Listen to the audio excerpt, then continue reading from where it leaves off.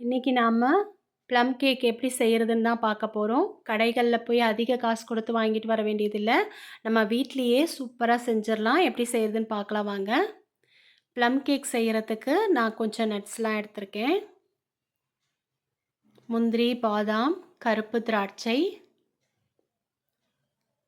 Tutti frutti, வெள்ளை திராட்சை, செரி பழம் கொஞ்சம் கட் பண்ணி எல்லாத்தையும் கட் பண்ணி வச்சுருக்கேன்.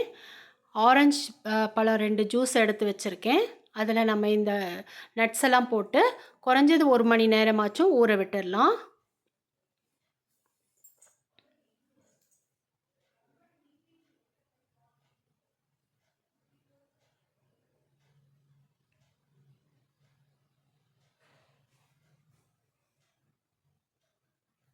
இதை மாதிரி நம்ம செஞ்சு கொடுக்கும்போது ரொம்பவே நமக்கு திருப்தியாக இருக்கும். ஃப்ரெஷ்ஷாக செஞ்சு நம்ம பசங்களுக்கு கொடுக்கலாம்.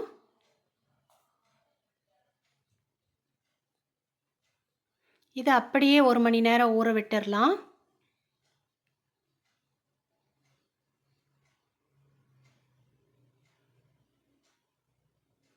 இப்போ நம்ம சர்க்கரையை ஒரு பேனில் போட்டுட்டு தண்ணி எதுவும் சேர்க்க வேண்டாம். அப்படியே நம்ம கேரமைஸ் பண்ணிடலாம். அப்படியே அது சூப்பராக நமக்கு வரதை நம்ம பார்க்கலாம் பாருங்கள். கொஞ்சம் கொஞ்சமாக அப்படியே மாறுது பாருங்கள் கலரு.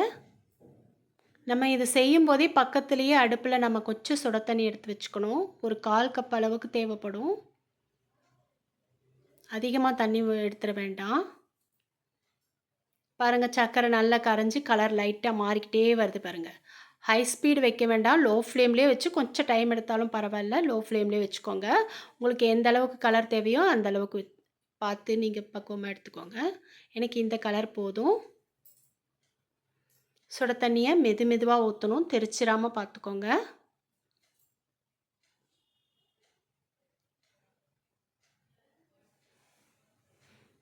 அவ்வளோதான். ஸ்டவ் ஆஃப் பண்ணிட்டு இது வேறு பாத்திரத்துக்கு உடனே மாற்றிடுங்க. இல்லாட்டி சக்கரை மாதிரி ஆகிடும். இது இப்படி இருக்கட்டும். ஒரு மிக்ஸி ஜாரில் 3/4 கப் அளவு சர்க்கரை சேர்த்துக்கிறேன். 1/4 கப் அளவு சர்க்கரை ஏற்கனவே நம்ம கேரமைஸ் பண்ணிட்டோம். இதில் ஒரு 2 ஏலக்காய் போட்டுக்கோங்க.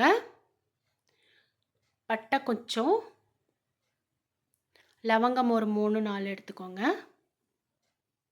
அப்படியே நல்லா அரைச்சி எடுத்துகிட்டு வந்தாச்சு. 1 கப் அளவுக்கு தயிர், நல்லா கட்டியான தயிர் எடுத்திருக்கேன். 1/4 கப் அளவு ஆயில்.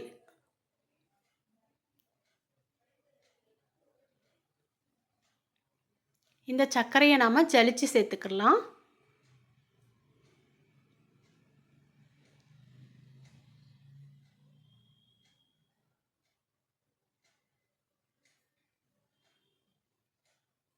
இப்போ பாருங்கள், இந்த கப்பி வேண்டாம். இப்போ அதே ஜல்லடையிலே நாம் மைதா மாவும் சேர்த்துக்கிறேன். 1 கப் அளவு மைதா மாவு சேர்த்துருக்கேன். அதையும் ஜலிச்சு எடுத்துடலாம். ரொம்ப ஈஸியாக செய்கிற மாதிரி மெத்தடில் தான் நம்ம சொல்லியிருக்கோம். இப்போ நம்ம எல்லாத்தையும் ஒன்று ஒன்றா ஆட் பண்ணிடலாம்.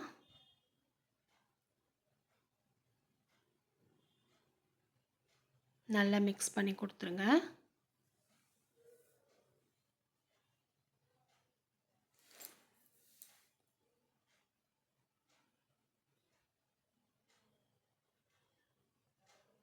இப்போ நம்ம சேர்த்து வச்சது, நம்ம செஞ்சது அந்த தண்ணியோட அளவு எல்லாமே கரெக்டாக இருந்துச்சு. அதிகமாக தண்ணி சேர்த்துடக்கூடாது. கரெக்டாக அளவுகளுக்கு ஏற்ற மாதிரி நம்ம செய்ய போகிற குவான்டிட்டிக்கு ஏற்ற மாதிரி நம்ம தண்ணியை சேர்த்துக்கணும். பாருங்கள், இது நமக்கு கரெக்டாக இருந்தது. ப்ளம் கேக்கு கொஞ்சம் திக்கான பதத்தில் தான் இருக்கணும். ரொம்ப தண்ணியாக மற்ற கேக் மாதிரி கிடையாது.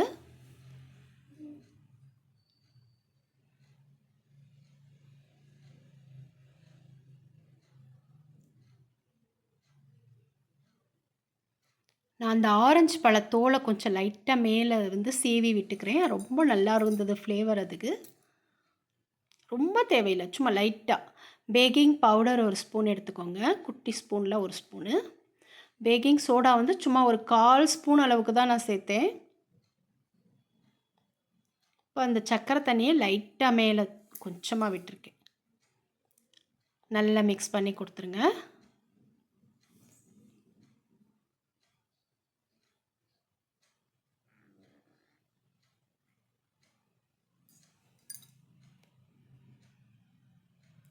இப்போ நான் 180 டிகிரி செல்சியஸில் 10 நிமிஷம் நான் ஃப்ரீ ஹீட் பண்ணியிருந்தேன்.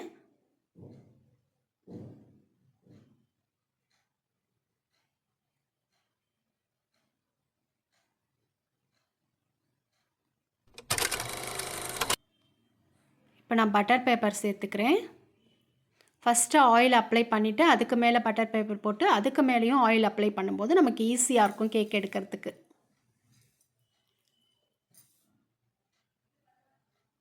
இப்போ பேட்டர் எப்படி இருக்குது பாருங்கள். இந்த அளவு பக்குவத்தில் இருக்கணும், தண்ணியாக இருக்கக்கூடாது, இந்த அளவுக்கு இருக்கணும். அப்போ சூப்பராக கேக் வந்துச்சு பாருங்கள்.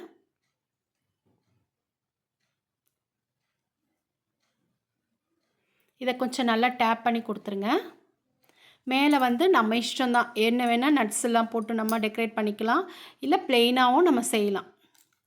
குழந்தைங்களுக்கெல்லாம் பிடிச்ச மாதிரி நம்ம நிறைய செரிலாம் கூட வாங்கி டெக்கரேட் பண்ணி வச்சோன்னா விரும்பி சாப்பிடுவாங்க. செரி பேக்கெட்டு நமக்கு கடைகளிலே ஒரு 25-30 ரூபா தான் இருக்கும்.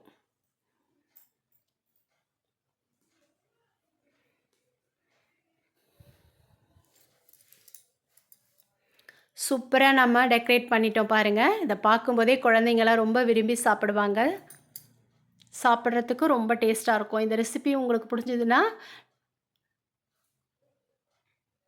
இப்போ நான் 180 டிகிரி செல்சியஸில் கரெக்டாக 45 நிமிஷம் வச்சுருக்கேன். 45 நிமிஷம் எனக்கு கரெக்டாக இருந்துச்சு. சில நேரங்களில் 1 மணி நேரம் கூட ஆகும். அதாவது அவங்கவங்களோட அவனை பொறுத்து, குவான்டிட்டியை பொறுத்து இருக்குது. அது கரெக்டாக சொல்ல முடியாது. எனக்கு 45 நிமிஷம் இந்த குவான்டிட்டிக்கு சரியாக இருந்துச்சு. இந்த கேக் ரொம்ப டேஸ்ட்டாக இருக்கும். எல்லாரும் விரும்பி சாப்பிடுவாங்க. இதை கண்டிப்பாக நீங்கள் ஒரு வாட்டி முயற்சி பண்ணி பாருங்கள். நான் செய்கிறது ரொம்ப எளிமையான முறையில் ஈஸியாக எல்லாரும் செய்கிற மாதிரி மெத்தடில் தான் சொல்லியிருக்கேன். பார்க்கவே எவ்வளோ நல்லா இருக்குது பாருங்கள்.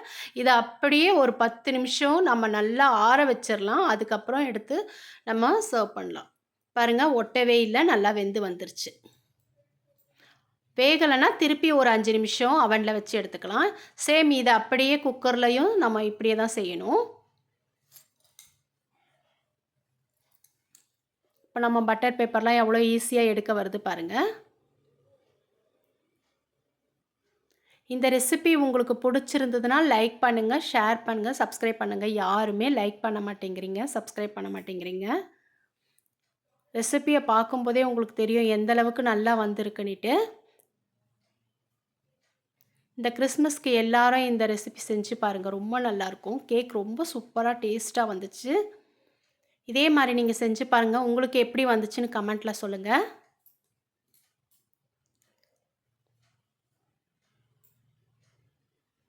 கட் பண்ணும்போதே பாருங்கள் எந்த அளவுக்கு நல்லா சாஃப்டாக வந்திருக்கு.